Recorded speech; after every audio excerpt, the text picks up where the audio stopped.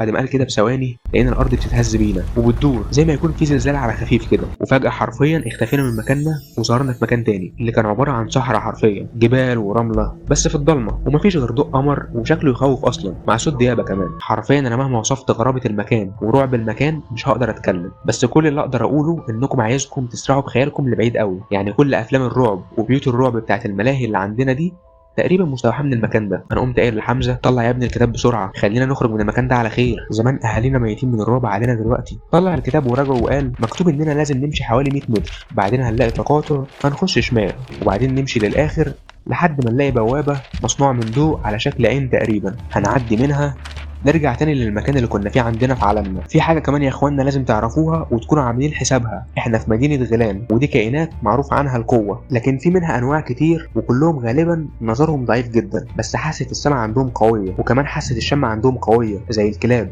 وبيشموا الانفاس اصلا مش بس الخوف.